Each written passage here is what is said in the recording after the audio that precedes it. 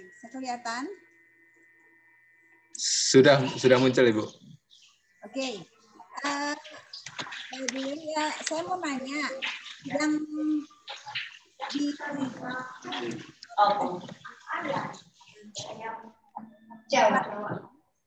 ada nggak yang kerja dan ada yang kerja di mungkin di kantor akuntan ya, atau mungkin ada yang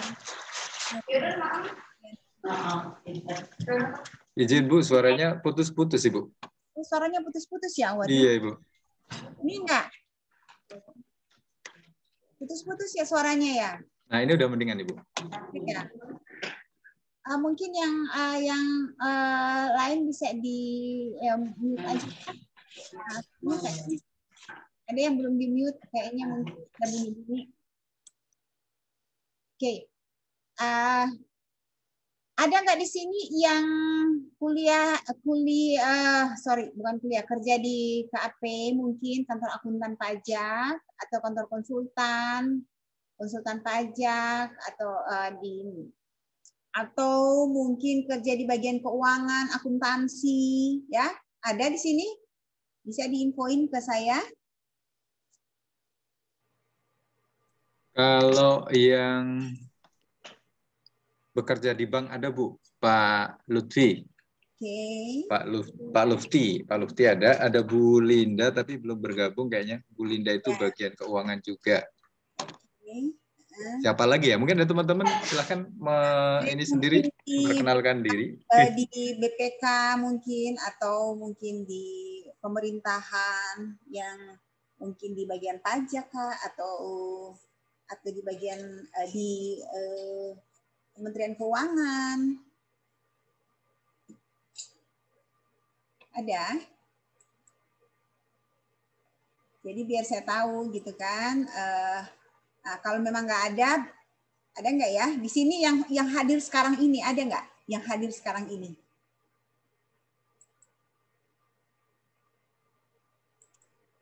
Yuk teman-teman. Yang ada sekarang ini. Pak Lufti tadi ada Pak Lufti.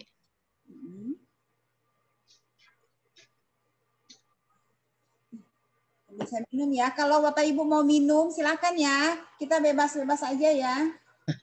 Siap Ibu. Iya Ibu, siap. Ya. Aduh, Bu Desi sudah sangat siap ya Bu Desi ya. Oke.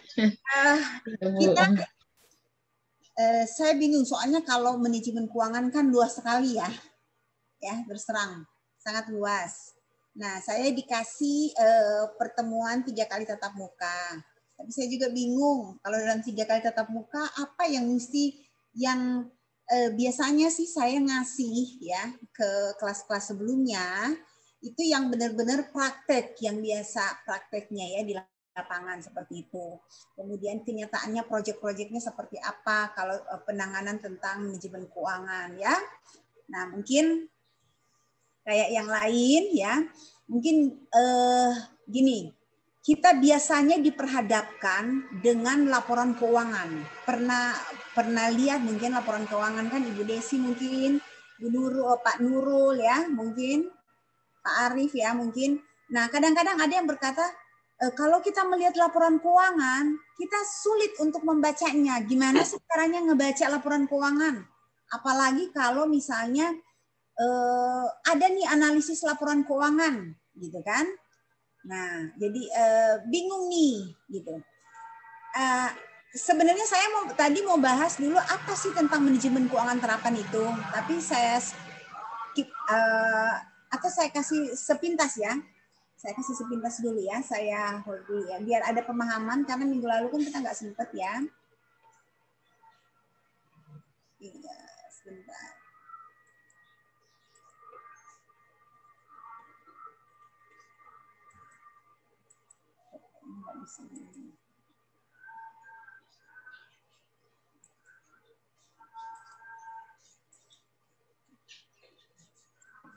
Kayaknya nggak bisa diiniin ya. Kenapa ya?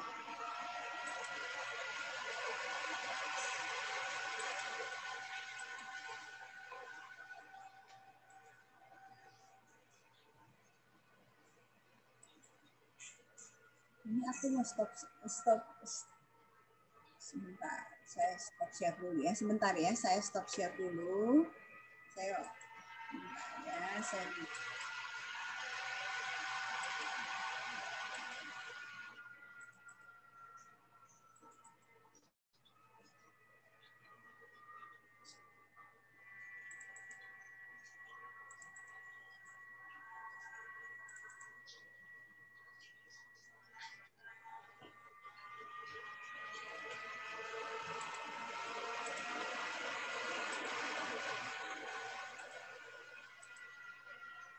Oke.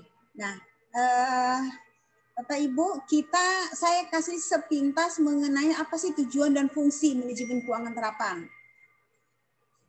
Karena kita kan sekarang ngebahas tentang manajemen keuangan terapan kan. Jadi sebenarnya tujuan manajemen keuangan terapan ini ya Bapak Ibu perlu pahami bahwa terkait dengan bagaimana pengambilan keputusan ya. Keputusan itu keputusan apa aja. Bisa keputusan investasi ya, kemudian keputusan pendanaan, dan ada lagi keputusan untuk mengelola aktiva. Ya. Nah, dalam hal ini misalnya untuk keputusan pendanaan, contohnya keputusan bagaimana kita mau mendapatkan dana. Ya. Kemudian bagaimana apakah dana tersebut kita dapatkan itu dari pinjamankah, dari hutang, atau mungkin dari internal, ya, dari pemegang saham, seperti itu. Kemudian keputusan bagaimana kalau kita sudah mendapat pendanaan, bagaimana dana tersebut kita mau kelola, apakah kita mau lakukan investasi atau kita tidak lakukan investasi, tapi kita bagaimana melakukan pengelolaan manajemen aktiva. Seperti itu ya. Nah, ini aktivitas di dalam manajemen keuangan terapan. Nanti saya akan share ya ini mungkin ke siapa ketua kelasnya Pak Arif ya. Saya akan share ya materi-materinya. Nanti Bapak Ibu nanti bisa pelajari karena nanti mungkin ujiannya saya ambil dari materi yang akan saya share ya. Ya Bu, yang gampang-gampang aja Bu ujiannya. Mana? Yang gampang-gampang aja ujiannya Bu. Pasti gampang. Yang penting gini. Mantap. Kalian itu kan sudah nanti lulus S2 nih. Iya Bu. Materi kuliahnya apa? Manajemen keuangan. Amin. Minimal kalian harus memahami apa sih manajemen keuangan itu, ya. Kalau mungkin yang lain di bagian mungkin kalau yang sudah berkecimpung dengan keuangan akuntansi mungkin udah paham ya. Ya walaupun mungkin baru 50% kepahaman mereka gitu ya. Nah, jadi kalian juga. Nah, jadi di dalam lingkup manajemen keuangan terapan itu, jadi kita harus bagaimana kita mencari dana. Jadi cari dana, kelola dana, dan kemudian mengalokasikan dana tersebut. Jadi kalau sudah dapat dana, kita kelola dananya, kemudian kita salurkan dana tersebut. Ya. Nah, ini poin-poinnya nih. Kelihatan kan di share-nya ya? Iya. Bu. Ya. Nah, kalau secara teori, fungsi utama manajemen keuangan itu adalah investasi. Keputusan mau investasi. Apakah pimpinan atau manajer ya, atau manajemen mau menginvestasikan di real investment atau mungkin di transaksi di bursa efek namanya derivatif ya, atau keputusan keuangannya juga seperti apa ya. Nah, jadi itu pertama ya, investasi. Yang kedua, financing decision atau keputusan keuangan. Nah, bagaimana kalau misalnya perusahaan melakukan investasi, misalnya dia mau investasi tol, tapi kok financing decision-nya nggak ada keuangannya gitu. Nah, artinya mungkin modal kerjanya modalnya itu cuma 10%, apa 20%. Nah, bagaimana dengan 80%-nya? Kalau dananya cuma 20%, modal kerjanya berarti harus ada pendanaan, gitu ya. Nah, financing ini atau pendanaan ini, apakah pendanaan didapatkan dari pinjaman, dari hutang, ataukah mungkin dari pemilik-pemilik perusahaan, itu. Ya. Nah, kemudian keputusan dividen, artinya apa tuh dividen itu? Dividen itu adalah pembagian keuntungan bagi perusahaan dalam kategori yang, kalau perusahaan kan apa? PT itu perseroan terbatas, itu artinya yang terdiri dari saham-saham. Jadi modalnya itu terdiri dari saham-saham, ya. Nah, jadi dividen itu adalah keputusan yang harus dibagikan kepada pemegang saham berupa dividen. Jadi istilahnya dividen. Paham ya? Dividen itu apa sih? Dividen itu adalah pembagian keuntungan. Pembagian keuntungan ya, bagi investasi dalam bentuk saham. Seperti itu. Jadi kalau misalnya PT perseroan terbatas, nah dibentuk oleh saham. Seperti itu modal kerjanya ya. Jadi dihitung dengan saham, sehingga kalau dengan saham berarti decision-nya itu, keputusannya adalah dividen. Nah, apakah perusahaan pada saat perusahaan sudah mendapatkan keuntungan, perusahaan bisa nggak membagikan nggak dividen atas keuntungan tersebut, ya? Jadi seperti itu. Nah, ini kita skip aja ya, nanti kalian bisa baca. Nah, ini nih. Nah, ini mungkin bingung nih, kalau misalnya manajemen keuangan ini memang terkait ke neraca, ya, manajemen keuangan. Terkait ke pendapatan atau laporan laba rugi. Ada yang sudah pernah lihat kan neraca dan laba rugi ya? Nah, Bapak Ibu harus memahami di sini kalau di manajemen keuangan itu bukan hanya membaca neraca dan laporan laba rugi, tapi bagaimana harus mampu menganalisa laporan tersebut, laporan keuangan. Tujuannya apa kalau analisis? Supaya ketahuan laporan keuangan ini kan tujuannya itu, tujuan laporan keuangan itu adalah apa? Adalah untuk melihat bagaimana kemajuan daripada suatu perusahaan, operasional perusahaan, bagaimana apakah manajemennya itu sudah benar-benar bisa nggak sesuai dengan target perusahaan yang sudah disepakati, ya? Apakah perusahaan itu sudah benar-benar melakukan semua kegiatan-kegiatan operasional mereka sesuai nggak dengan tujuan perusahaan yang sudah ditetapkan. Itu. Nah, itu semua akan terlihat di dalam laporan keuangan. Jadi laporan keuangan itu menggambarkan keadaan perusahaan pada suatu periode tertentu. Itu laporan keuangan. Ya. Walaupun laporan keuangan itu bersifat bersifat historis ya. Jadi data yang historis, data masa lampau. Tapi kinerja perusahaan, apakah dia sehat atau tidak, itu akan tergambar di dalam laporan keuangan. Jadi Bapak Ibu bisa paham ya, laporan keuangan itu kita bisa membaca kinerja perusahaannya seperti apa. Kalau kinerja keuangannya jelek, pasti laporan keuangannya juga akan kelihatan jelek, kecuali tanda kutip laporan keuangan itu direkayasa, ya. Itu. Tapi kalau kita mengikuti SAK, maka tentunya standar akuntansi keuangan, ya, maka tentunya sangat sulit, apalagi kalau diaudit, ya, Bapak Ibu ya. Nah, ini, oke, ini ada tujuan manajemen keuangan itu sebenarnya apa? Tujuan perusahaan itu apa?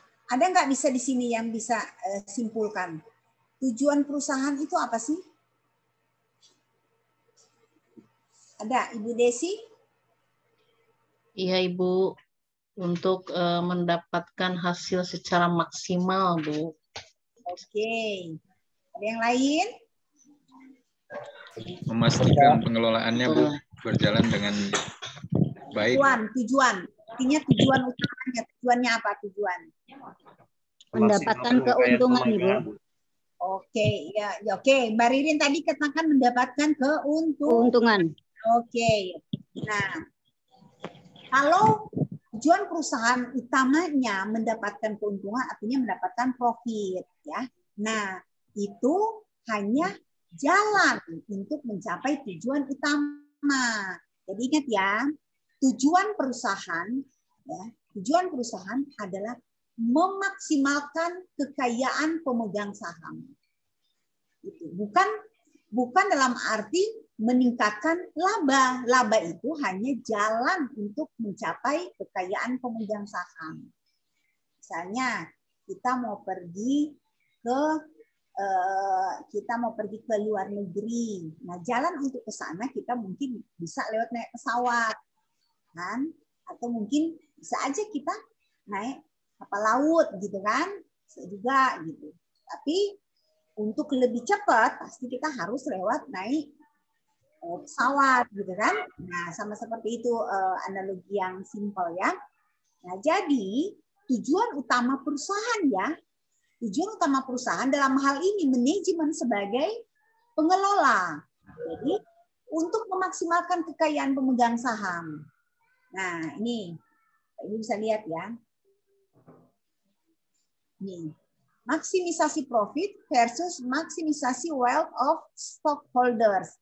Jadi Bapak Ibu tolong setelah nanti kalau sudah lulus dari manajemen keuangan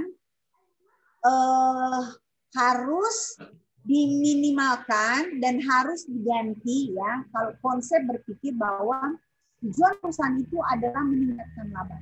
Nah, ya. Jadi tujuan perusahaan itu bukan meningkatkan laba, tapi tujuan adalah memaksimalkan kekayaan pemegang saham. Nah, pasti kan ada yang bertanya, kok kenapa mesti memaksimalkan kekayaan pemegang saham? Nah, ya, pasti kenapa gitu. Nah, Bapak Ibu, kalau kita meningkatkan laba, itu bisa menyesatkan. Ya. Kalau profit yang dijadikan tujuan. Ya. Bisa aja, ya, di dalam laporan keuangan, profit itu bisa dimainkan. Artinya begini, biaya dikecilkan, laba digedein. Bapak Ibu pernah mendengar nggak atau membaca berita tentang Garuda? Ya Bu, pernah Bu. Garuda ya. Nah, itu kasus Garuda itu adalah profitnya dibuat ya. Padahal sebenarnya negatif, defisit, ya rugi, tapi dibuatlah seolah-olah menjadi laba. Nah, itu artinya profitnya menyesatkan kalau tujuannya adalah ke profit. Hanya melihat dari laporan keuangan ya. Tapi bagaimana kemudian kedua? Kalau secara teoritis ya, secara teoritis kita memakai ekonomi mikron ya. Kalau profit maksimum, coba Bapak Ibu misalnya, Bapak Ibu pingin profitnya mau maksimum, otomatis biayanya jadi lebih kecil, apa biayanya lebih meningkat? Lebih kecil Bu. Biayanya lebih kecil. Kalau penjualannya dinaikkan. Kalau misalnya penjualan naik, biaya tetap, apakah biayanya jadi menurun? Tetap. Lagi, kalau penjualan meningkat. Penjualan meningkat. Biaya dalam hal ini biaya penjualan ya. Apakah biaya penjualan atau biaya marketing naik atau menurun atau tetap? Naik juga Bu. Naik juga Bu. Nah, betul ya. Nah, sama dengan ini konsepnya ekonomi mikro. Apabila profit maksimum ya, berarti biaya marginal akan sama dengan pendapatan marginal nih ya, dalam arti biaya marginal ya akan statis. Tapi kalau kita misalnya profit kita maksimalkan secara konsep laporan, secara akuntansi, maka otomatis kalau pendapatan naik, biaya otomatis juga akan naik. Ya betul Bu. Betul pasti itu Bu. Nah ini dalam praktek nyata. Jarang kan misalnya penjualan naik, pendapatan tetap, gitu kan? Karena biaya variabel, ya, biaya langsung itu pasti akan terkait terdongkrak juga untuk naik. Berbeda dengan biaya yang overhead, yang biaya-biaya yang overheadnya ya, biaya yang tetap ya. Nah, itu bisa jadi mungkin tetap, misalnya biaya gaji, gitu ya. Itu. Nah, jadi kalau kita memaksimumkan laba, otomatis sangat mudah dilakukan oleh perusahaan. Tapi belum tentu laba tinggi mensejahterakan. Benar nggak? Bapak Ibu pernah lihat nggak perusahaan labanya gede, tapi tidak ada pembagian, tidak ada kesejahteraan yang dirasakan. Gitu. Tidak ada pembagian bonus, tidak ada pembagian dividen, pemegang saham juga tidak ada. Gitu. Kan percuma laba gede. Benar nggak? Karena laba kan sebenarnya nggak kelihatan kan? Karena bisa aja di dalam laporan keuangan itu biaya-biaya yang gede itu biaya-biaya malah dikecilin. Bisa pernah dengar kan? Biayanya dikecilin. Mungkin biayanya harus dibebankan tahun 2021, dibebankan nanti aja 2022 seperti itu. Nah, ini yang terjadi ya. Jadi tujuan memaksimalkan kesejahteraan itu yang paling utama. Bapak Ibu ya, setelah lulus S2, kalau ditanya tujuan perusahaan apa sih? Nah, kalian masih konsep, memaksimalkan profit. Nah, jangan ya, itu mungkin konsep S1 yang belum memahami. Ya. Jadi kalau konsep S2 adalah memaksimalkan kesejahteraan pemegang saham. Ya, jadi itu memaksimalkan dengan pemegang saham sejahtera, maka akan menyebar ke semua anggota, ke semua karyawan, ke manajemen, ke karyawan, seperti itu. Karena yang pemilik perusahaan itu siapa? Pemilik perusahaan itu siapa sebenarnya?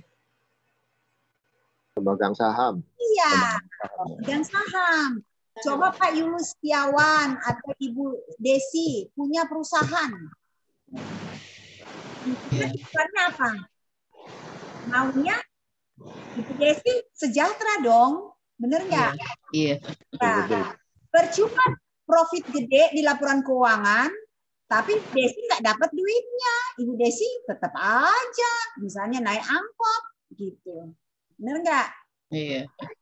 Kita kan Owner harus sejahtera ya, Bu. ya, betul. Otomatis ownernya sejahtera dulu, gitu kan? Jadi itu tujuannya owner, ya.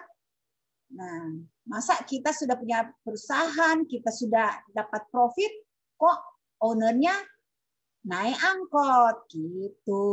Itu yang bahasa awamnya lah ya. Nah, jadi artinya harus disejahterakan ownernya, seperti itu. Kalau ownernya sejahtera, akan berdampak kepada perusahaan, ya. Nah, Bapak Ibu, ada lagi yang penting di dalam S2 ya. Bapak Ibu pernah dengar nggak agensi teori? Karena ini biasanya dipakai di dalam tesis. Ini dipakai di dalam tesis, jadi saya harus infoin dulu. Nah, agensi teori, kelihatan kan ini ya, adalah hubungan keagenan.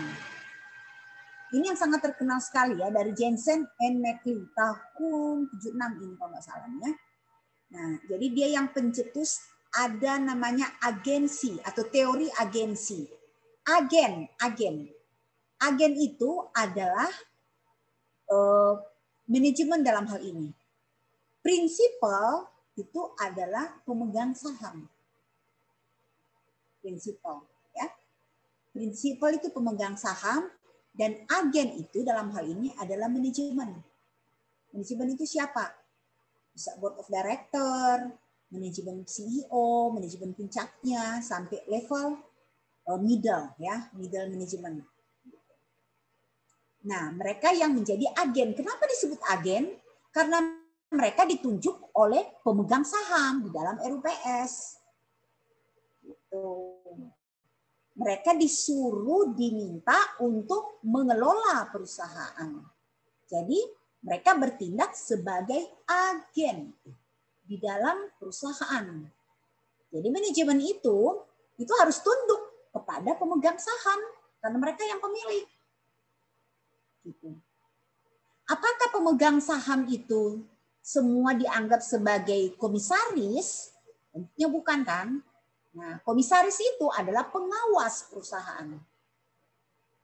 Kalau misalnya kita kaitkan ke ekonomi makro di negara, suatu negara, maka komisaris itu sama seperti siapa? Sama seperti DPR, pengawas.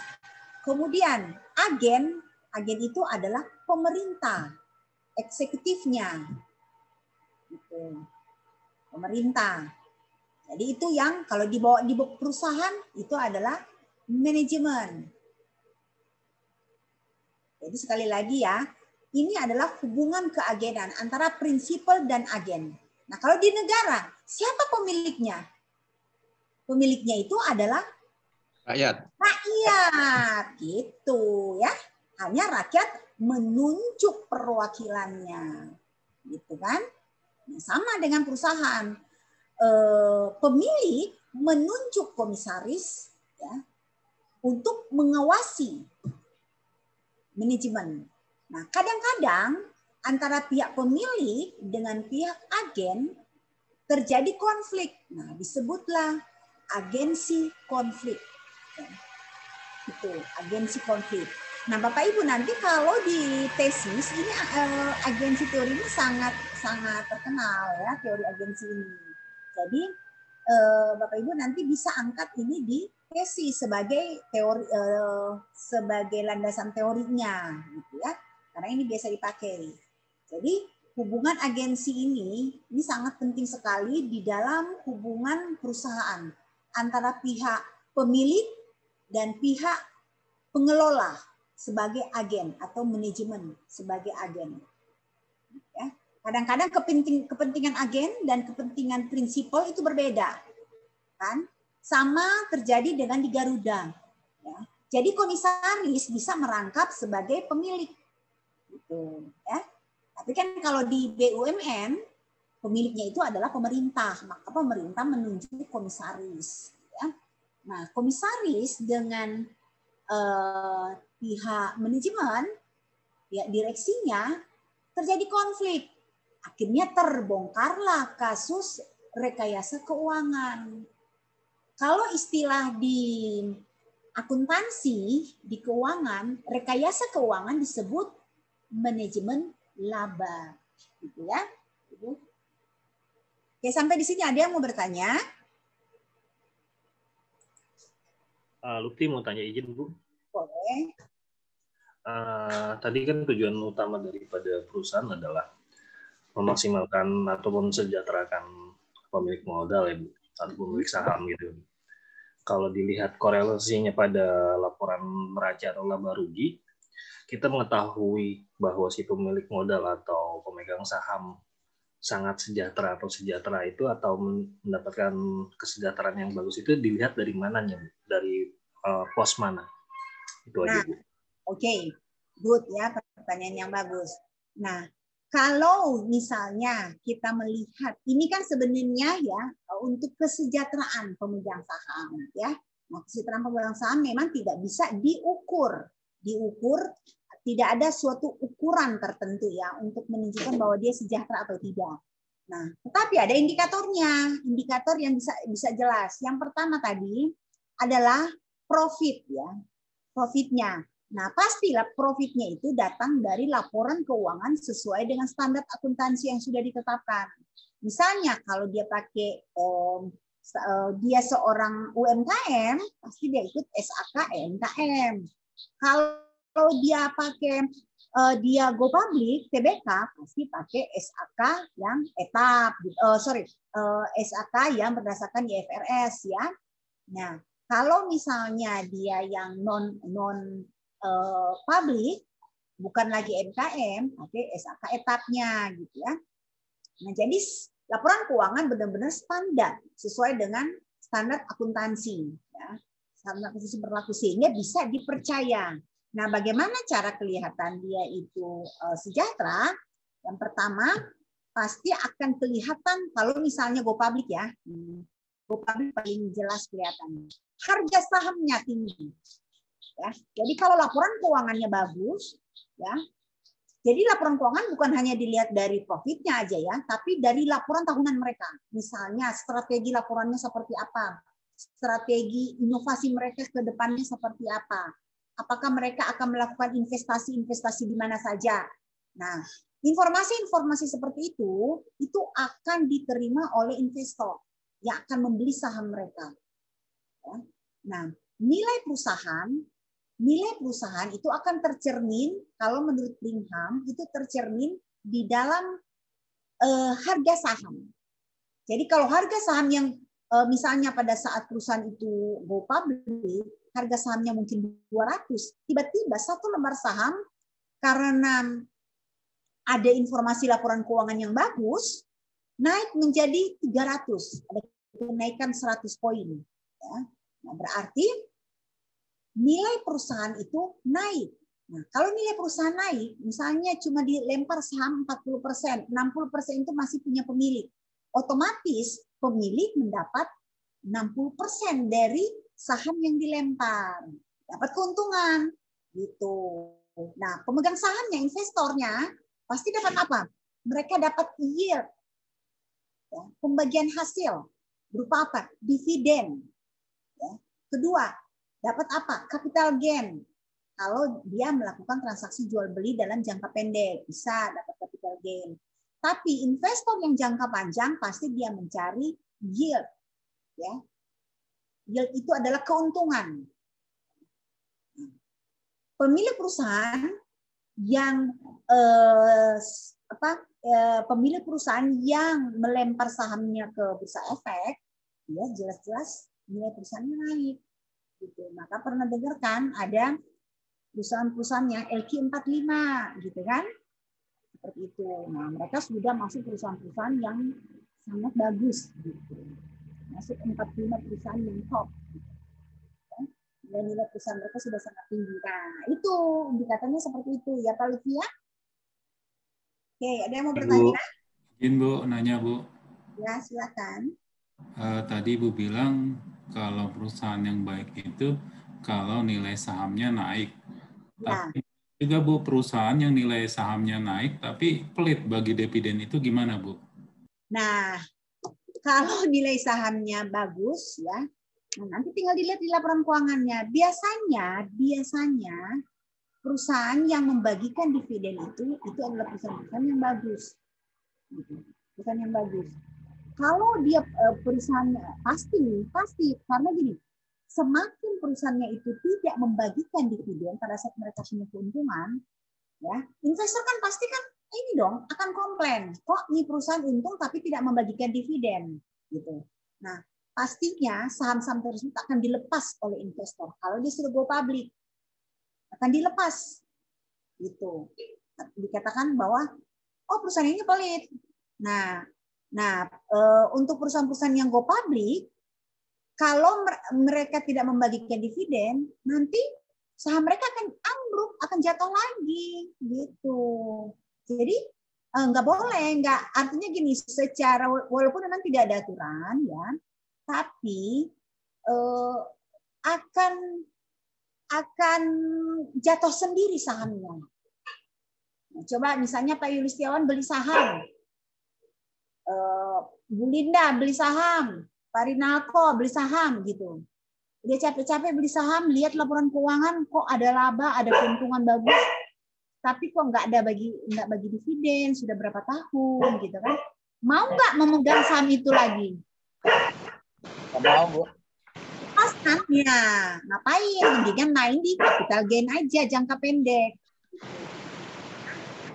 Jadi pastinya perusahaan atau kalau di bursa efek dibilang emiten ya, dikatakan emiten. Artinya perusahaan yang sudah go public. Pastinya emiten juga nggak mau seperti itu. Ya. Nah, kalau misalnya 1 tahun mereka nggak bagikan, Bapak Ibu bisa lihat di catatan laporan keuangan mereka. Kenapa? Bisa jadi mungkin mereka melakukan investasi. Seperti itu. Tapi kalau nggak investasi kemudian nggak bagikan dividen, nah itu tanda tanya, mendingan lepas aja sahamnya. Kecuali memang menguntungkan. Itu naik-naik terus sahamnya. Seperti itu ya. Oke. Bisa paham ya? Punten Ibu, berarti Ya silakan Bu Desi. punten berarti analisis laporan keuangan itu berarti harus terbuka dan harus diketahui oleh para pemegang saham ya. Mereka berhak tahu ya Ibu ya. Berarti seperti itu. Betul Ibu. Jadi untuk perusahaan-perusahaan yang go public ya, itu wajib setiap bulan, setiap 3 bulan, setiap tahun mereka harus mempublish ya laporan keuangannya gitu ya. Sangat ketat sekali gitu.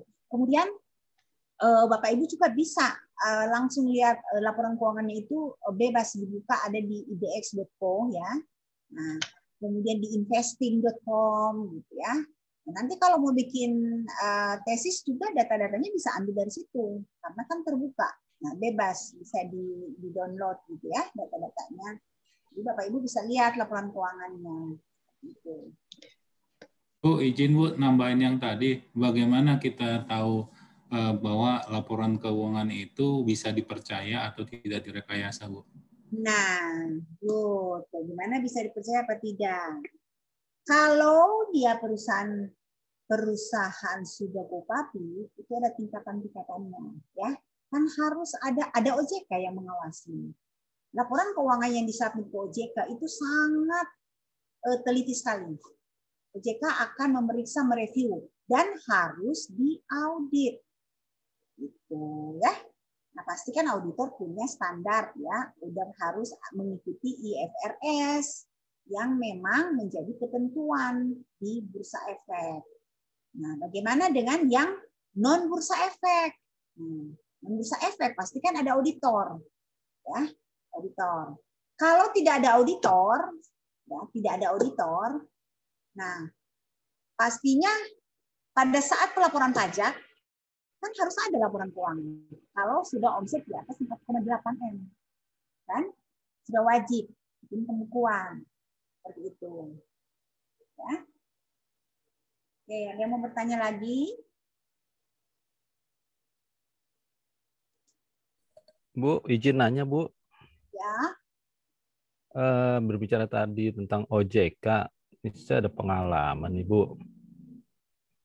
Itu perusahaan-perusahaan ada bahasanya naruh aset ke OJK, itu maksudnya apa ya Bu ya? Karena misalnya perusahaan itu menaruh aset di OJK, kemudian perusahaan itu bermasalah dan OJK itu bisa melepas asetnya untuk menangani masalah perusahaan itu Bu. Oke. Nah, Bapak Ibu, OJK itu adalah lembaga pengawas, ya, lembaga pengawas. Saya mungkin ini teknis ya. Nah, jadi gini, OJK itu hanyalah lembaga pengawas. Kalau dulu kan dihandle sama BI. Nah, OJK itu mengawasi apa? Mengawasi perbankan, mengawasi semua lembaga-lembaga pembiayaan keuangan gitu ya, apalagi yang di bursa efek, yang pengelolaan dana masyarakat gitu ya. Jadi mereka mengawasi. Nah, di luar itu menjadi wewenang daripada Bank Indonesia. Nah, kalau misalnya ada tadi dikatakan ada aset yang ditahan dan sebagainya, nah itu pastinya pada saat pengawasan ada terjadi fraud, bisa jadi gitu ya, sehingga ada aturan OJK kan namanya mengawas, mungkin tidak boleh, ini tidak boleh dijual beli karena dalam pengawasan OJK seperti itu ya Pak ya. Seperti melihat kasus Bumi Putra Bu ya, yang para nasabahnya klaimnya itu tidak dicairkan ya, dengan alasan selalu katanya OJK tidak boleh atau dilarang sama OJK untuk melepas aset gitu Bu. Oh iya.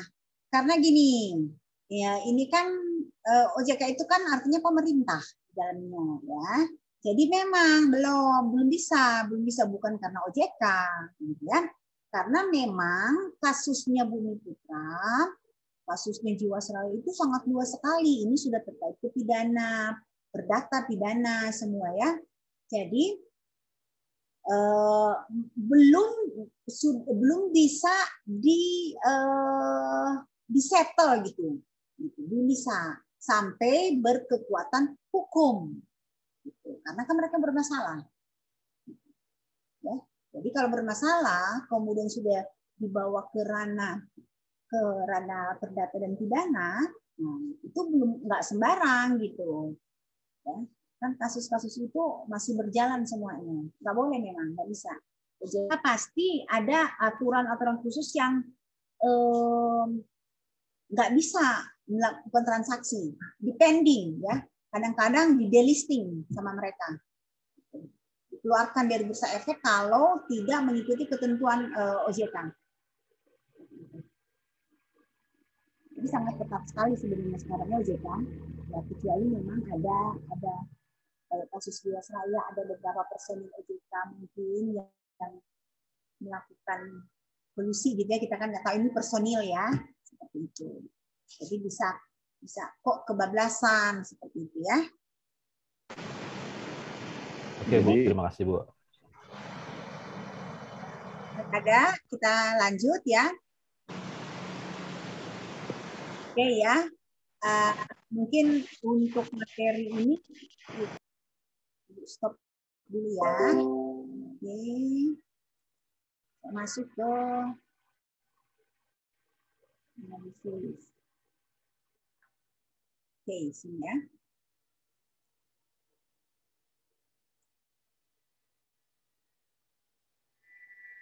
Nah, tadi saya sudah katakan ya. Nah, kalau kita sudah melihat laporan keuangan, nah Bapak Ibu, yang paling utama juga adalah bagaimana kita, kalau ini kita tidak berbicara perusahaan emiten ya, atau perusahaan yang go public. Tapi kita bicara adalah bagaimana perusahaan itu melakukan analisis ya. Nah, Bapak Ibu, kalau sudah pada level-level tertentu, Bapak Ibu itu harus belajar untuk membaca dan menganalisis sendiri laporan keuangan. Misalnya nih, Bapak Ibu ikut di koperasi, kemudian Bapak Ibu misalnya nabung di situ dan dapat laporan keuangan, dapat RAT. Nah, Bapak Ibu kalau cuma sekedar terima, tidak menganalisis, nanti kita yang rugi. Gitu ya, hati-hati.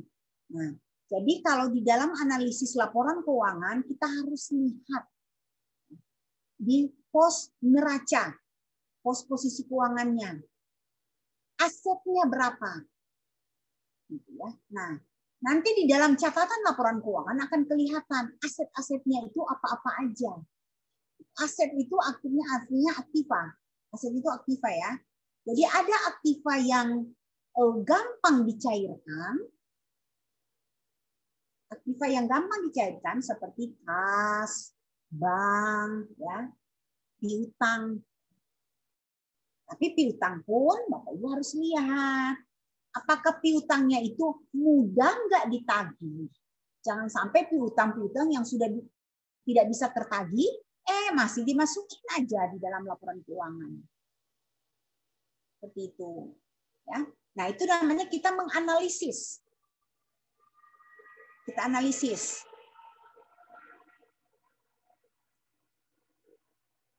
Itu supaya Bapak Ibu kita bisa paham. Ya, dengan kita menganalisis itu, kita bisa paham keadaan perusahaannya bagaimana, kinerja perusahaannya bagaimana, sehat nggak perusahaannya apa tidak. Gitu. Nah, di dalam laporan keuangan ini yang umum ya, yang biasanya dilaporkan adalah neraca, laporan laba rugi, ya, laporan laba ditahan, laporan arus kas. Nah, ditambah satu lagi kalau dia audited ditambah dengan catatan laporan keuangan.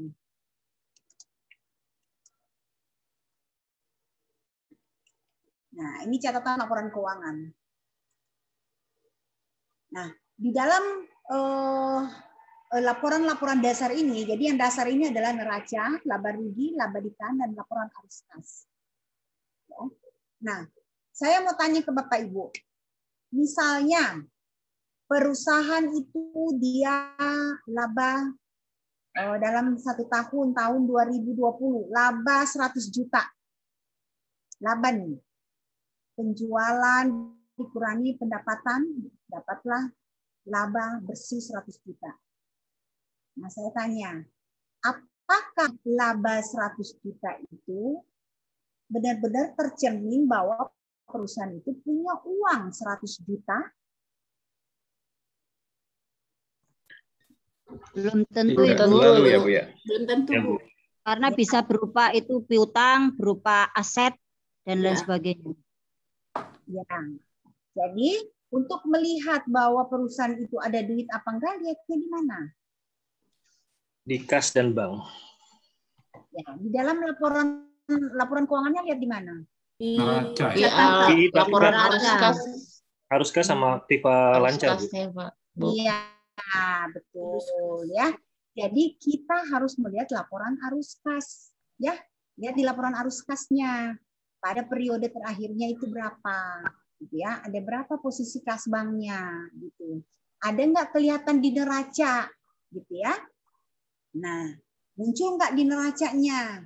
Sama nggak bank yang ada di neraca dengan bank yang ada di arus kas? Gitu. Sama nggak kasnya yang ada, gitu ya? Nah, itu Bapak Ibu harus lihat di situ. Itu namanya kita menganalisa secara umum. Gitu. Jadi jangan sampai Bapak Ibu berpikir, oh saya punya profit nih 100 juta, ada laba 100 juta. Oh, aku punya duit dong 100 juta. Ya, karena ada laba nih 100 juta. Padahal duit di tangan cuman ada 10 juta. Gitu kan? Oke, ya, jadi paham ya Bapak Ibu? Nah, saya nggak ini jelasin ini ya, nanti tinggal dibaca ya. Nah, saya jelasin mungkin, nah rasio ya. Nah Bapak Ibu, kalau misalnya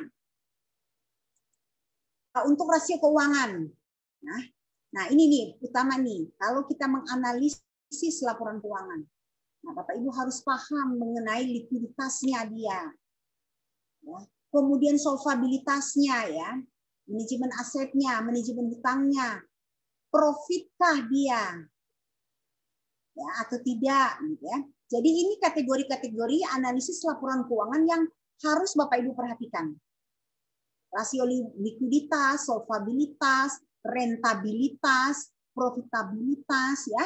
Nah, ini yang Bapak Ibu harus paham kalau melakukan analisis laporan keuangan. Ini gampang sekali. Karena ada rumus-rumusnya, ya. Nah, contoh gini. Saya mungkin kasih contoh ya.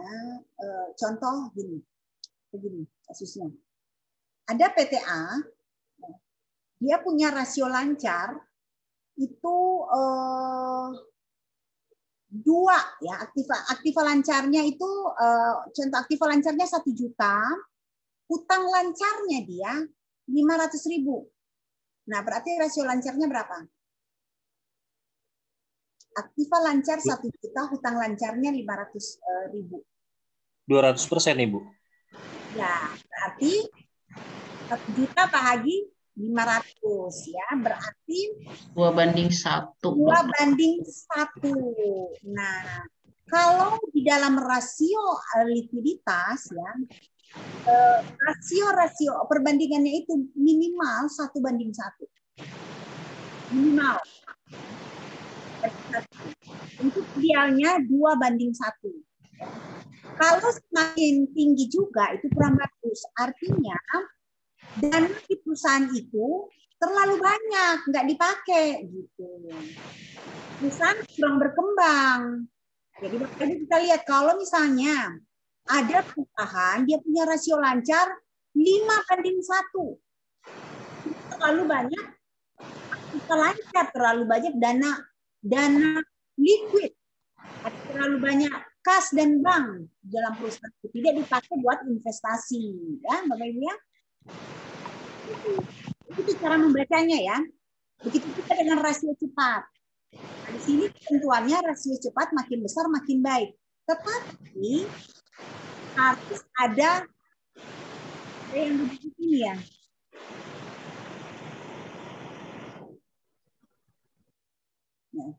Tetapi harus ada ketentuan normalnya. Jangan sampai tidak mengikuti ketentuan normal ya. Jadi 2:1 itu sudah normal gitu ya.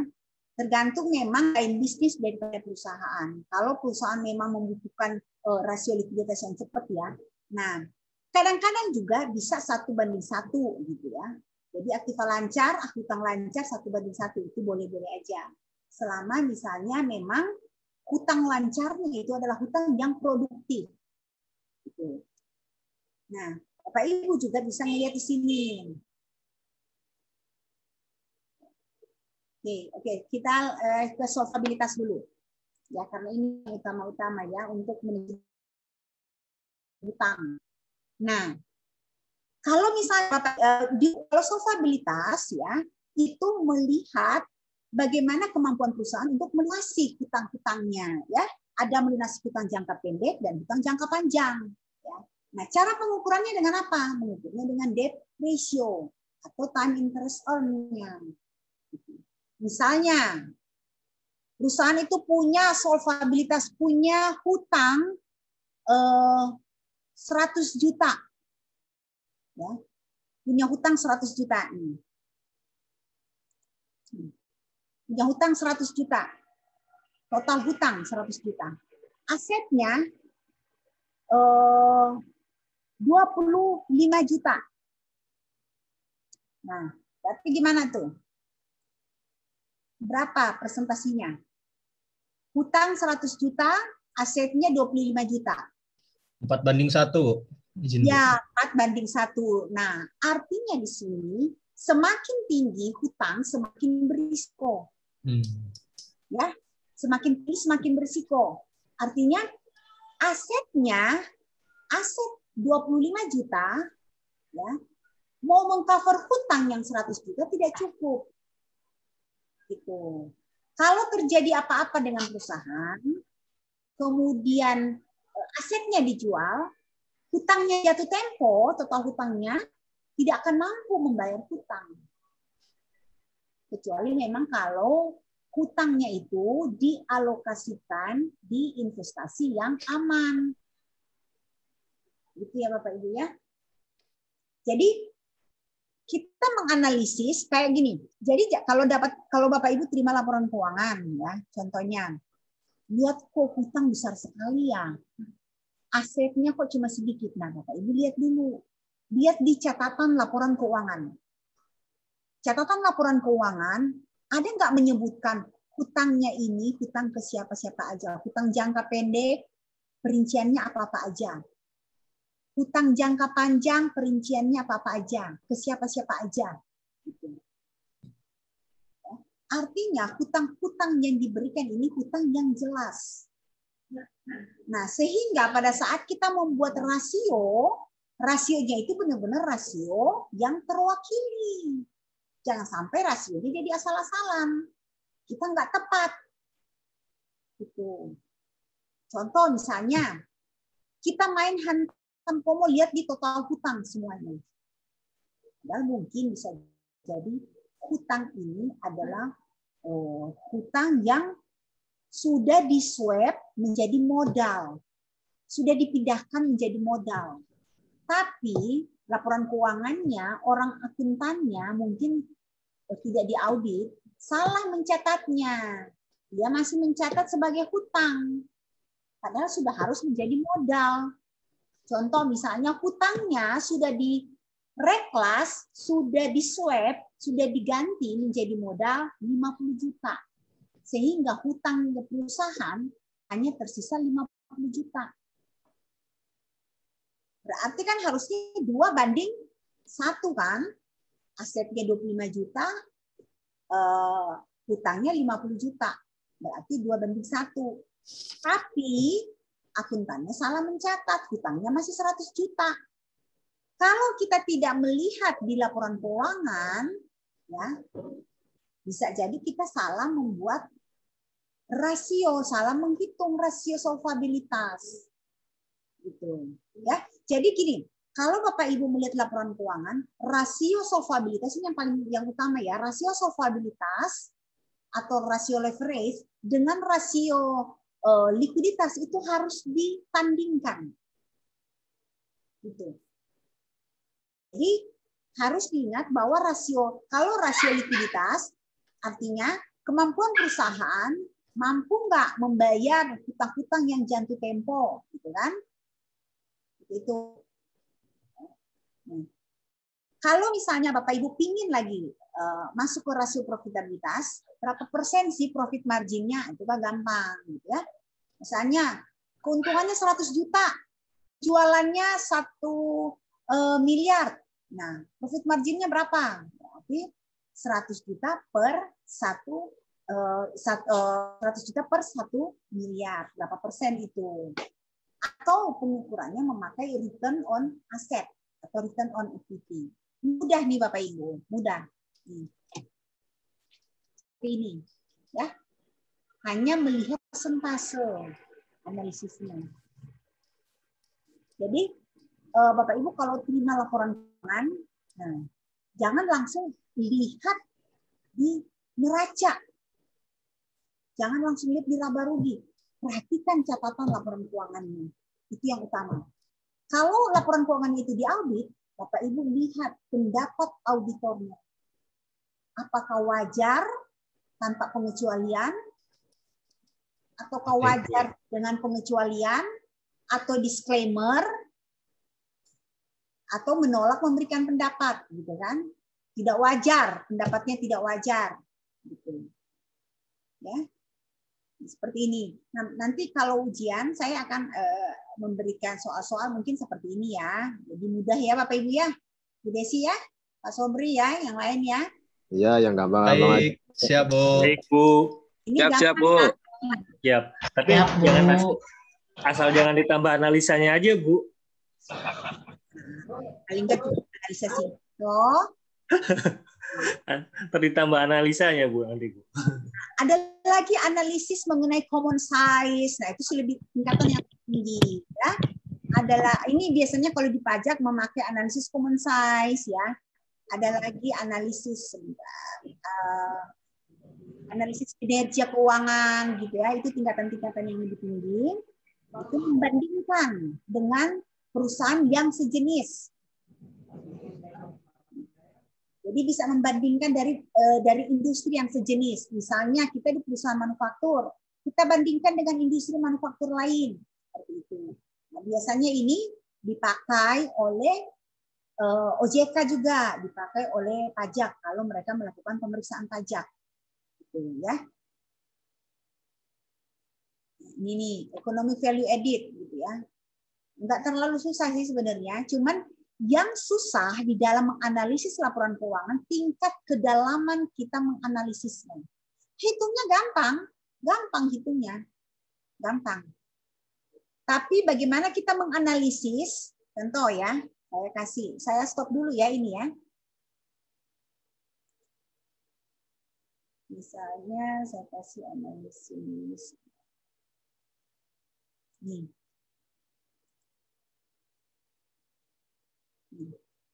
Untuk ini saya lakukan analisis ya, analisis. Oke, ini keliru. Kasih contoh perusahaan TBK bisa nggak Bu? Kalau analisis ini ada di laporan-laporan tahunan mereka. Nanti untuk berikut saya kasih contoh ya. Iya Bu, boleh Bu. Telkom misalnya gitu, atau BRI punya Pak Lutfi. Telkom ya punya slang. Oke, gini, saya nanti kasih contoh analisis yang umum, kemudian nanti saya kasih contoh analisis untuk next ya pertemuan berikut. Saya kasih contoh ini saya salah buka nih, saya kasih yang analisis untuk PPh 21 ya. Ya, jadi ini keliru. Saya salah buka nih penghasilan bruto. Oke, sorry ya. Oke, sampai di sini ada yang mau bertanya? Biar kita diskusi aja dulu. Mohon izin, Bu. Oke. Saya mau bertanya. Siapa nih? Sebutin nama dong biar jelas. Siap, mohon izin, Bu. Selamat malam. Saya Sobri, Bu. Izin bertanya. Oke, Sobri, silakan. Selamat malam, Bu. Sebelumnya mohon izin, saya tertarik dengan ada tadi kalimat Ibu di awal, piutang tidak tertagih, Bu. Ya. Nah, kalau berdasarkan pengalaman Ibu, mohon izin, cara mengatasi bila terjadi itu bagaimana, Bu? Dan langkah biar tidak terjadi lagi, Bu, piutang yang tidak tertagih tadi, Bu. Mohon izin, Bu. Cukup itu saja, Bu. Terima kasih. Piutang tak tertagih, ya. Kalau di pajak itu ada 4 syarat piutang tak tertagih, ya. Jadi nggak sembarang kita mau langsung hapus piutang tak tertagih, ya. Nah, nggak sembarang. Nah, Bapak Ibu, makanya kalau misalnya kita punya piutang, kita harus buat umur piutang. Umur piutang, pernah dengar aging? Nah, umur piutang. Jadi pada saat kita mau kirim invoice, kita bikin jatuh tempo 30 hari, jatuh tempo 30 sampai 60 hari, jatuh tempo 60 sampai 90 hari, dan jatuh tempo di atas 90 hari. Itu. Jadi sudah ada, kita bikin namanya umur piutang. Nah, sebelum kita bikin umur piutang, supaya tidak terjadi piutang yang tidak tertagih, kita harus how to know our customer. Jangan sampai dapat customer yang abal-abal. Harus kita tahu.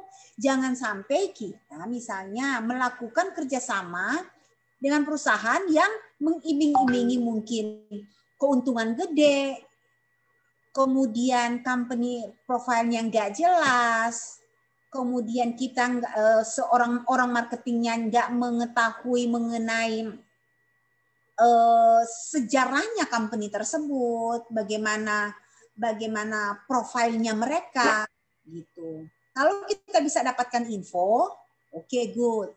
Kayak contoh saya di perusahaan, kalau misalnya ada perusahaan-perusahaan yang misalnya menawarkan kerjasama, contoh ya, dengan perusahaan kontraktor yang nggak jelas ya, dia mau bilang kerjasama nanti profitnya begini, lebih baik saya tolak. Lebih baik saya mau dengan perusahaan yang profitnya kecil, tapi kita tahu kemampuannya dia. Jelas. Ya Bapak Ibu ya, jangan main terima-terima, karena ini poinnya. Percuma kita bikin umur piutang, kalau ternyata kita nagihnya susah.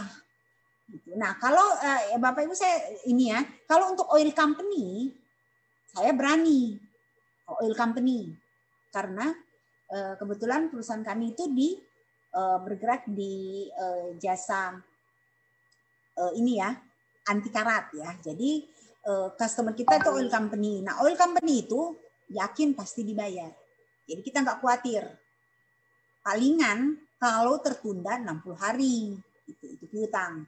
Yang kedua, kalau dapat proyek misalnya, ada yang nawarin proyek dari misalnya BUMN, kadang-kadang BUMN yang enggak ya, yang inilah ya, atau mungkin dari perusahaan yang lain, gitu ya. Orang marketing harus pintar, gitu, harus pintar mencari informasi, kemampuan keuangan company tersebut. Jangan kita sebagai orang keuangan, pimpinan di perusahaan main terima-terima aja. Nantinya akan terjadilah piutang tak tertagih. Gitu. Nah, bagaimana kalau piutangnya sudah mau nggak mau sudah menjadi customer kita, piutangnya nggak tertagih. Nah, itu harus dibicarakan dengan pimpinan, harus dirapatkan. Piutang ini sudah nggak tertagih nih, bagaimana? Nah, pastikan ada tahap-tahap untuk sampai masuk kepada piutang ini dihapuskan. Gitu. Karena kalau piutang dihapuskan, itu pajaknya harus hati-hati juga, harus diinfokan ke pajak. Harus ada perjanjian antara pihak debitur dan kreditur bahwa hutang ini dihapus.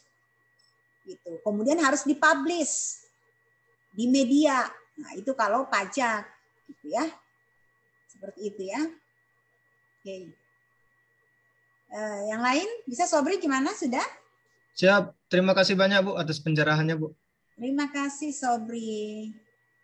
Yang lain? Yang mau bertanya, Khairuni? Pak Yan, Hamsan, Berlando, ayo, ada yang mau bertanya?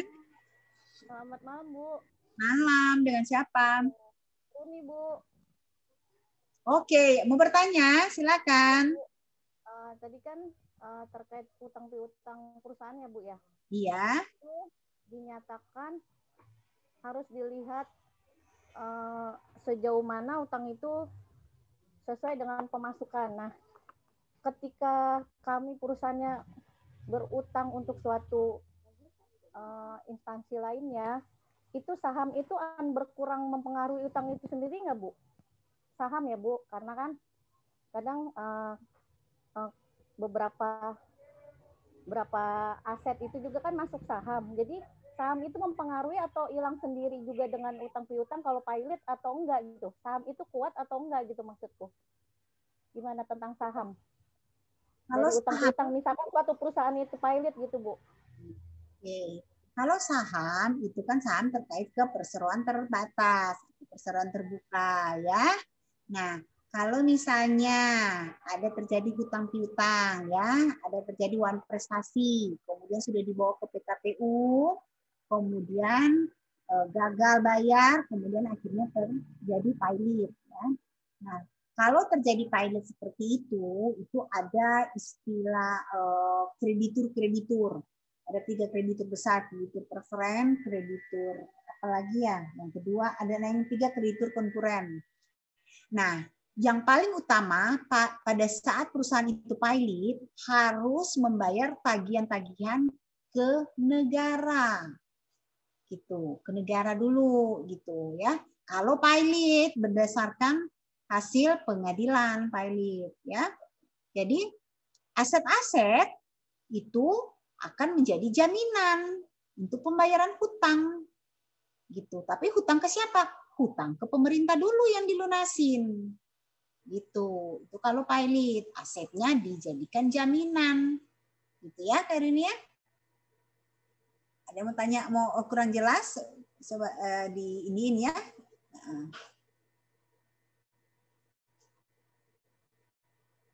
Halo? Gimana? Ya, Bu. Terima kasih, Bu. Ya, sama-sama Kak Rinia. Terima kasih, Bu. Sama-sama. Yang lain gimana? Ayo. Bu, mau nanya lagi dong, Bu, mengenai tingkat kedalaman analisa laporan keuangan tadi. Siapa nih? Rinalko apa siapa? Rinalko, Bu. Oke, ya. Nah, gimana? Menanyakan tadi, analisis. Saya bicara tingkat kedalaman analisa laporan Nah, keuangan. Bisa dijelaskan lagi, Bu? Jadi gini, kedalaman tingkat analisis, kita harus memahami laporan keuangannya dulu. Memahami apa yang terkandung di dalam bank, transaksi-transaksinya di pos-pos tersebut. Nah, misalnya di pos piutang, apa-apa aja yang pos piutang tersebut kita analisis. Kemudian di pos hutang, pos persediaan, pos aktiva tetap.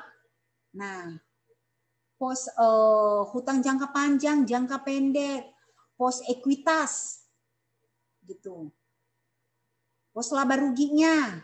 Jadi itu, semakin kita memahami masing-masing transaksi tersebut, kan ada di catatan laporan keuangan kan? Apalagi alur bisnisnya kita paham.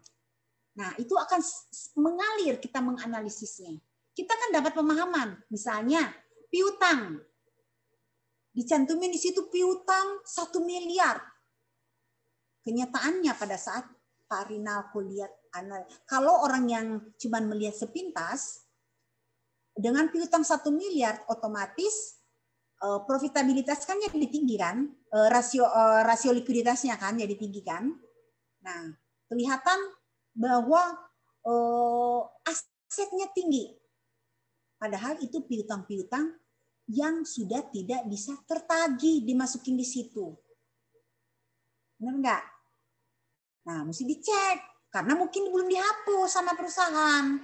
Karena kan penghapusan piutang itu mesti ada aturan, ada kebijakan. Gitu. Kalau perpajakan sesuai enggak dengan aturan perpajakan? ada syarat-syaratnya. Gitu ya. Nah, itu kita analisis. Nanti kita sebutin analisis kita gitu. Bahwa misalnya analisis ini tidak termasuk piutang-piutang yang tidak tertagih sebesar gini gitu. Kita analisis gitu. Kenapa tidak tertagih? Nah, kita analisis lagi. Karena bla bla bla bla bla. Gitu. Pembaca keuangan, apalagi seorang pemegang saham gitu ya. Jadi stakeholdernya, mereka lebih senang membaca analisis daripada mereka hanya melihat segi laporan keuangan. Gitu. Sepintas. Mereka lebih senang. Tapi memang analisis laporan keuangan itu tujuan khusus. Nggak semua. Nggak bisa juga dipublish. Gitu. Nggak bisa. Gitu. Karena itu bukan standar laporan keuangan. Tadi lihat kan, standar laporan keuangan apa aja kan? Ya, hanya 5. Tapi analisis keuangan itu nggak ada. Analisis keuangan dipakai untuk internal manajemen. Gitu, ya. Jadi tinggal tergantung masing-masing pemakai keuangan, stakeholders untuk membaca laporan keuangan tersebut. Kalau misalnya investor, dia tentunya pakai analisis. Pernah dengar nggak analisis teknikal, analisis fundamental? Pernah kan? Pernah, Bu. Nah, kalau investor, dia nggak hanya melihat laporan keuangan aja, dia melakukan analisis teknikal sama analisis fundamental. Jadi sekali lagi ya Bapak Ibu, analisis laporan keuangan itu bukan merupakan syarat di dalam laporan keuangan. Itu adalah kepentingan daripada manajemen untuk menganalisis ya. Jadi pastinya tidak akan dipublish. Yang umum itu, yang standar laporan keuangan itu adalah neraca, laba rugi, perubahan modal, catatan laporan keuangan, gitu ya. Nah, nanti tinggal menganalisisnya dari catatan laporan keuangan, gitu ya. Tinggal menganalisis sendiri. Gitu. Karena semakin dalam menganalisisnya itu kan dipakai untuk pengambilan keputusan. Jadi analisis laporan keuangan dipakai untuk pengambilan keputusan internal, gitu ya, pengambilan keputusan perusahaan, bukan untuk dipublish. Nanti kalau dipublish akan jadi pertanyaan, bla bla bla, kenapa begini, haya jadi repot untuk bertanya-tanya, kan? Seperti itu. Jadi tinggal silakan melihat di catatan laporan keuangan. Kan catatan laporan keuangan dibuat oleh auditor. Auditor kan pasti semua dilengkapi di situ. Tinggal dilihat, gitu. Seperti itu ya. Oke, paham ya, Rinako? Paham, Bu. Makasih, Bu, untuk informasinya. Oke, ada yang lain? Malam, Ibu. Siapa? Dengan siapa? Saya dengan Liantoro, Bu. Oke, silakan Liantoro. Ibu mau numpang tanya mengenai perusahaan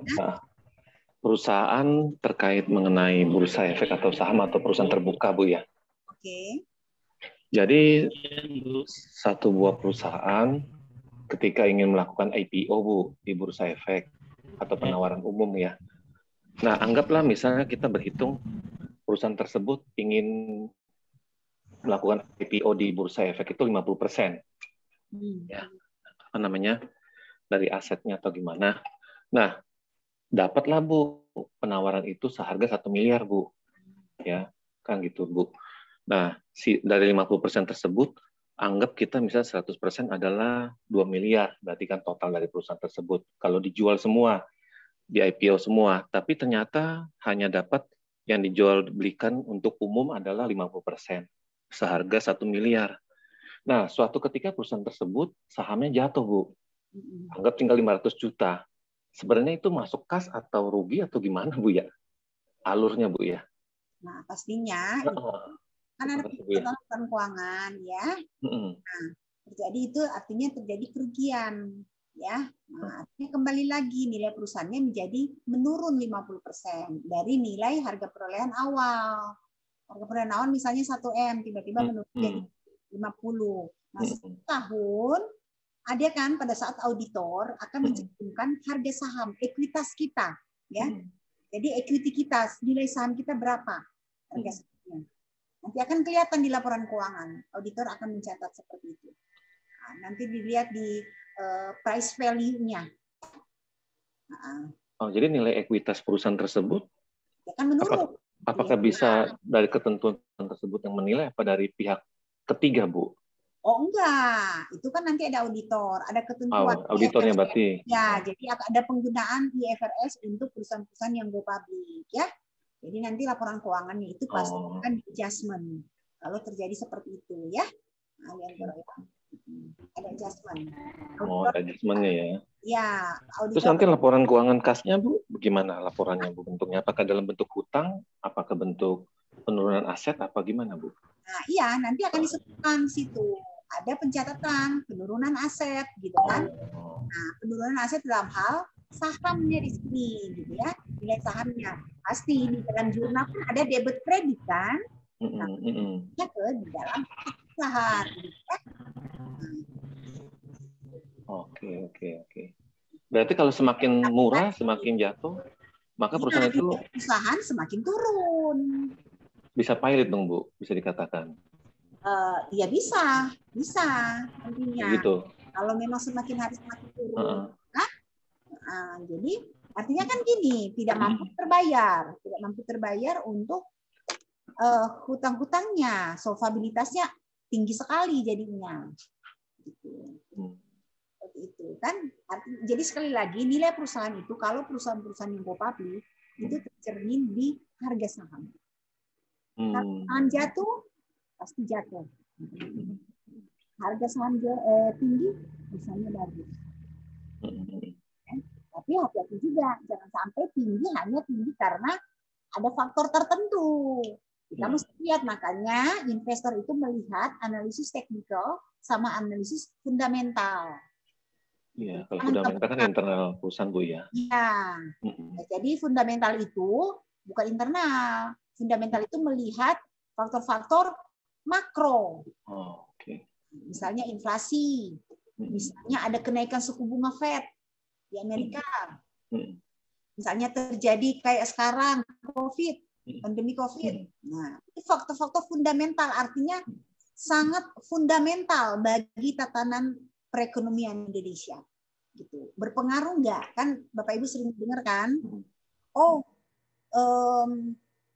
Suku bunga sebelum COVID nih ya, suku bunga Fed naik. Nah, pasti di kita akan pengaruh nih. Suku bunga di kita nih, suku bunga BI gitu. Kemudian Bapak Ibu pernah mendengar nggak? Sekarang kan COVID, waktu tahun 2020 jatuh. Saham jatuh juga. Semua pada jatuh kan? Nah, seperti itu. Artinya fundamental Indonesia, fundamental itu hancur. Fundamental itu bisa fundamental secara global atau fundamental domestik. Ya. Artinya internal makro Indonesia aja gitu. Tapi kan kalau pandemi COVID kan sudah global kan, jadi itu faktor fundamentalnya. Kalau internal, nah itu ada namanya istilahnya risiko-risiko ya, risiko internal, risiko eksternal, sistematis dan unsistematis. Nah itu nanti biasanya dipelajari di pelajaran pasar modal.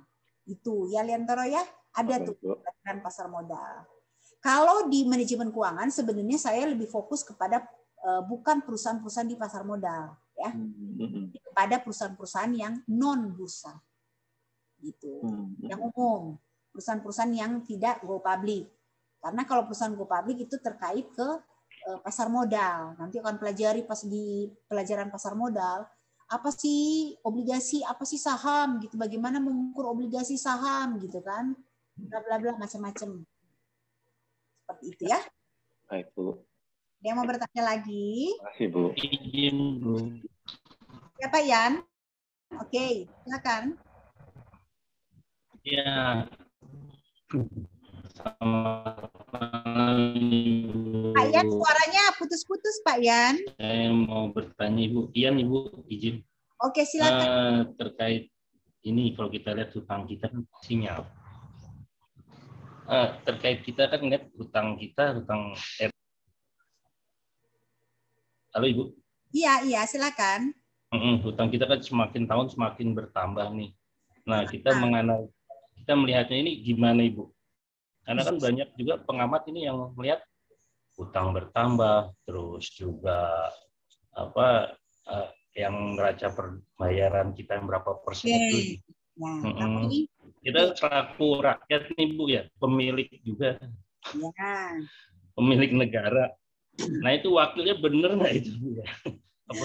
Oke. Jangan kita ini pemiliknya malah jadi rugi nih Bu. Baik. Terima kasih Bu. Sebenarnya, terima kasih ya Yan. Sebenarnya ini sudah berbicara ekonomi makro. Nah, kita ini kalau manajemen keuangan ini mikro, karena berbicara perusahaan, ya. Tapi nggak apa-apa.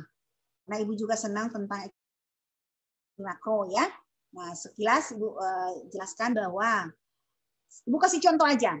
Kasih contoh, nggak usah jauh-jauh. Yan dan Sobri misalnya. Yan dan Sobri punya uang sekarang 500 juta. Ya, Yan dan Sobri punya 500 juta sekarang. Kemudian Yan berkeinginan mau membeli rumah. Rumahnya harganya 1,5 miliar. Rumahnya harga 1,5 miliar. Sobri punya juga sama uang 500 juta. Karena dia berpikir rumahnya 1,5 miliar, cicilannya mungkin 20 tahun. Ya, sama-sama punya kemampuan. Yan kerja, Sobri bekerja. Secara kredit perbankan mampu untuk kalau misalnya mencicil. Gitu ya. Paham ya? Yan karena berpikir jauh ke depan, saya mesti ambil nih rumah 1,5 M. Karena nantinya ke depan saya menikah, saya punya anak. Ke depannya lagi pasti rumah akan mahal sekali. Penduduk tidak berbanding linear, ketambahan penduduk tidak berbanding linear dengan pendapatan kita kan. Cepat nggak kalau penduduk bertambah, pendapatan kita bertambah terus nggak? Gitu kan, kecuali kita mungkin pindah-pindah dapat posisi bagus ya. Nah, asumsi dengan penghasilan sekarang. Jadi Yan berpikir saya mau cicil 30% bisa nih. 30% kan kalau pinjam di bank kan untuk cash, jadi bank kasih pinjam 70%. Yan mampu akhirnya dapatlah rumah 1,5 M. Ya, mungkin pinjaman jadi Yan keluarkan duit 450 juta. Uang cash Yan sekarang sisa 50 juta. Kan 70%-nya sudah beli rumah, dapat pinjaman dari bank. Ya, cash-nya 450 juta kan 30% uang muka. Oke, sekarang Yan sisa uang 50 juta. Sobri takut mau ngambil rumah. Pikirnya gua mah mendingan ini aja deh. Gua mendingan ngekos aja. Ntar aja aku tunggu duitku capai nanti aja lah, mungkin saya hitung-hitung 5 tahun lagi saya bisa capai nih 1,5 miliar nih. Dengan saya nabung. Kata Sobri nih, Sobri sama Yan nih temenan nih, ketemu di kafe nih ngobrol. Ya, Sobri ngomong ke Yan, gua ini nggak mau nih, gua mau tabung dulu dah duitku, sekarang 500 juta, kan tinggal 1 miliar lagi. Saya mau simpen nih duitnya, mau nabung-nabung nih tiap bulan, hemat-hematin. Ya, akhirnya oke, Yan bilang, gua mah enggak gua pokoknya mesti beli. Gitu. Karena Yan berpikir pasti ke depannya, ya Yan berpikir jauh ke depan, future-nya ya. Sobri berpikir present-nya, present value-nya, nilai sekarangnya. Yan berpikir future value, berpikir ada nilai ke depannya. Nanti kita pelajari itu juga berikutnya. Nah, akhirnya sudah. Kalau Bapak Ibu lihat, Yan duitnya sekarang masih 500 juta. Yan 50 juta. Kalau Bapak Ibu lihat sekarang yang kaya siapa? Yan punya aset 500 juta. Tapi hutangnya 0. Sobri, hutangnya 0.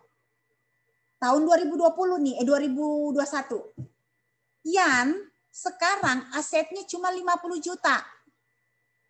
Yan asetnya cuma 50 juta. Dia punya hutang. Punya hutang. Berapa hutangnya? Coba. Hutangnya adalah 1.050.000.000. Kan? Nah, hutangnya Yan itu gede banget kan? Secara solvabilitas kan? Perbandingannya berapa? Sudah hutang jauh lebih besar daripada aset. Benar nggak? Paham nggak? Nah, Bapak Ibu saya mau tanya dulu posisi sekarang. Posisi tahun 2000, anggaplah 2020 lah ya belinya. 2020, yang kaya siapa? Sobri apa Yani di sini? Kalau dilihat. Sobri. Sobri. Ini logikanya dulu nih, jangan dulu lihat Yan apa Sobri, jangan dulu lihat dulu secara aset dan secara hutang. Sobri punya aset tapi tidak punya hutang. Asetnya 500 juta. Sobri, Bu. Sobri, Bu. Yan uangnya cuma 50 juta. Punya hutang lagi. Giliran mau naksir cewek pasti cewek gile ini cowok punya hutang gede banget gitu. Benar nggak? Berarti yang kaya pada saat 2020 adalah Sobri. Akhirnya ketemu lagi.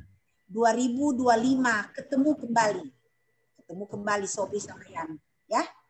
Nah, Sobri sama Yan ketemu, kok si Yan ngomong, "Ri, kok muka lu kusut banget, kumel banget gitu."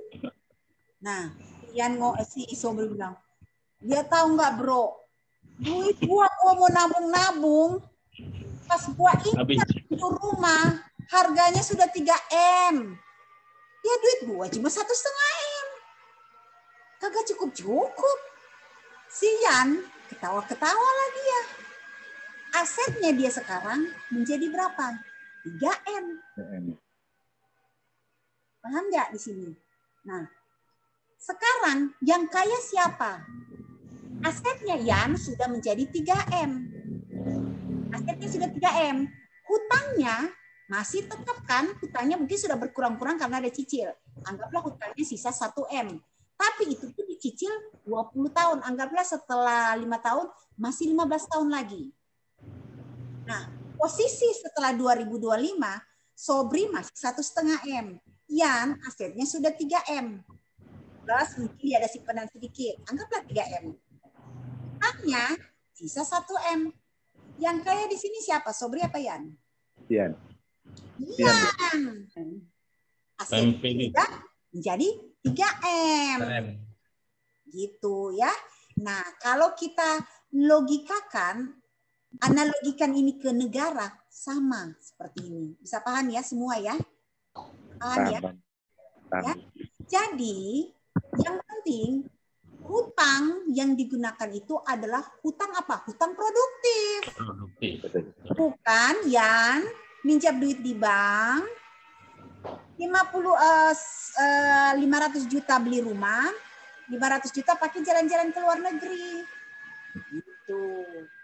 Bukan. Jadi intinya kalau kita berhutang, hutangnya itu adalah hutang produktif. Ya. Kita harus melihat, kita sebagai rakyat, kita lihat di sini kan, hutangnya itu dialokasikan kemana? Ada nggak hasilnya? Nah, kalau kita lihat kan lebih kepada infrastruktur. Sama. Artinya lebih kepada aset tetap. Kayak tadi kan Yan, beli rumah. Beberapa tahun kemudian itu asetnya itu akan melonjak tinggi sekali. Kalau kita menunggu kayak Sobri tadi, nanti tunggu aja deh.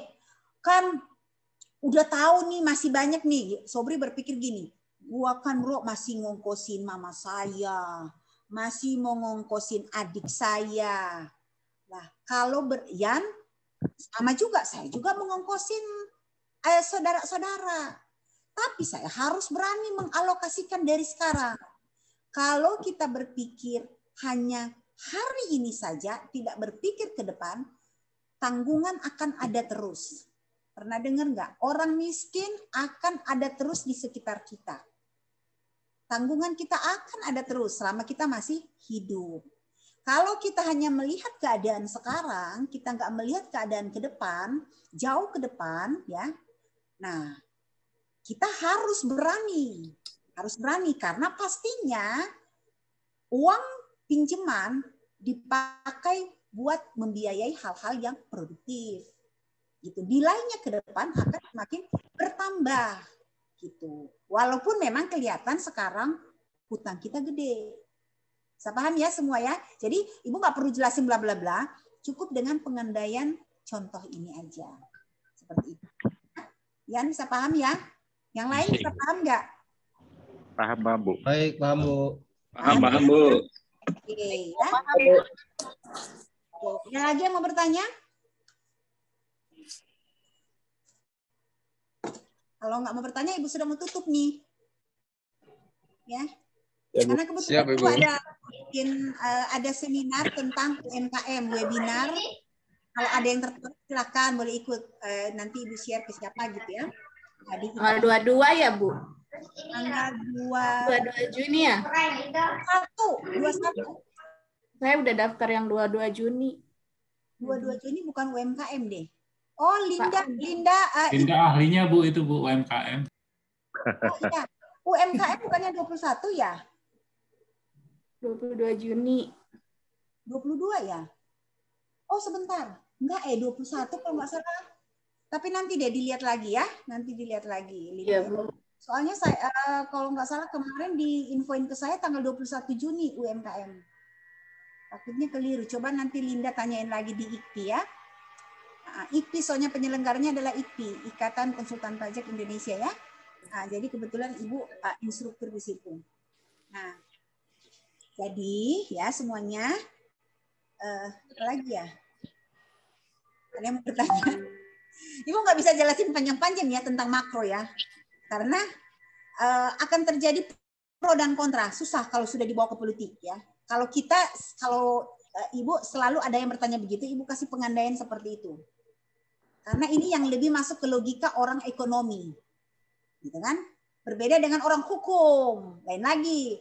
Orang psikolog, ya, atau mungkin orang sosial gitu ya. Nah, kita harus berpikir ekonomi karena kita memang orang ekonomi gitu ya.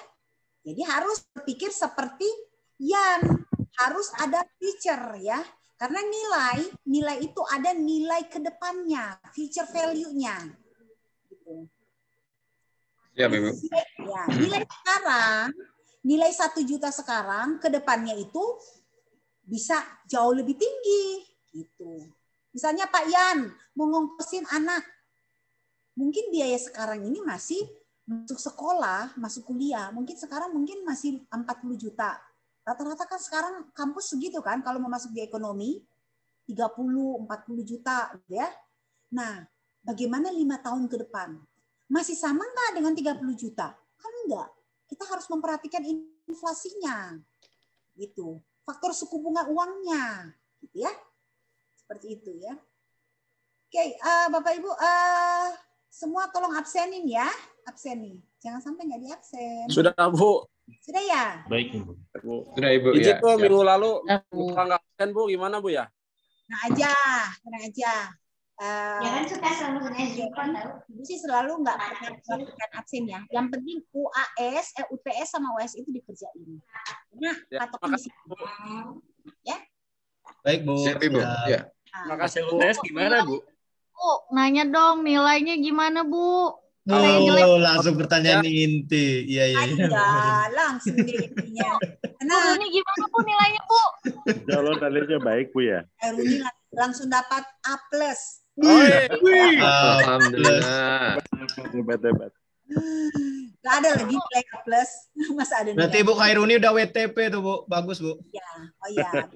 Soalnya ngerjainnya terburu-buru tuh, Bu. Deadline. Nyindir.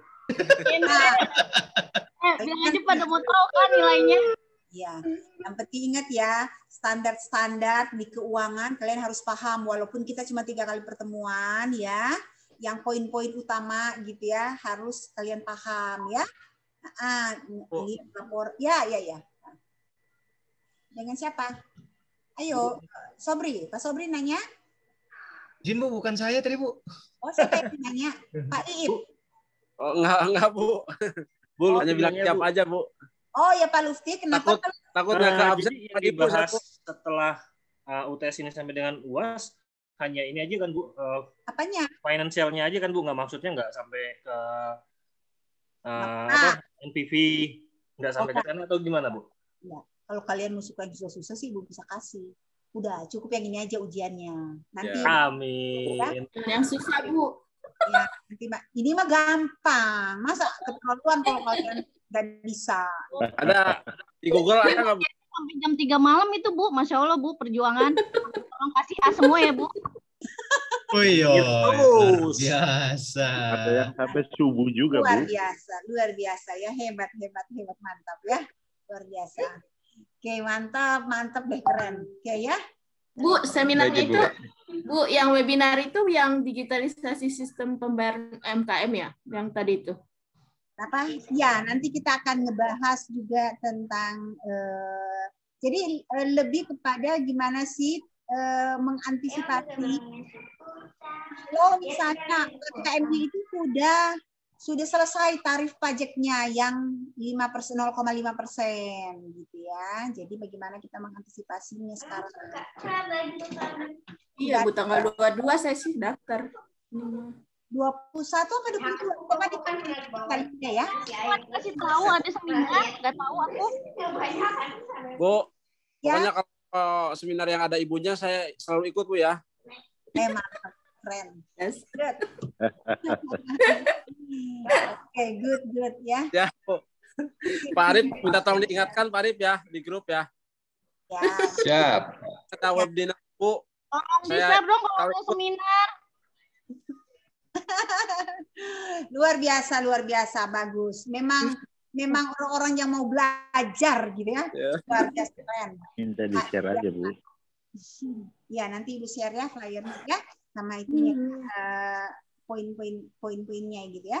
Ketua, Bu. Oke. Kita akhiri dulu ya malam ini ya. Ya, terima kasih. Ya, Ibu. Terima kasih banyak, Ibu. Terima kasih. Terima kasih, Terima Ibu. kasih, Bu. Terima kasih, Bu. Terima kasih, Bu. Mempersiapkan Terima materinya. kasih banyak, Bu, atas materinya, pencerahan dan petunjuknya. Terima kasih, Bu. Lihat ya materinya ya. Baik, Bu. Ya, Bu. Baik, Ibu. Ya, Ibu, Sampai makasih. jumpa lagi, Ibu. Dadah, Bu. Dadah, Ibu. Dadah, Bu. Assalamualaikum warahmatullahi wabarakatuh. Salam. Warahmatullahi wabarakatuh.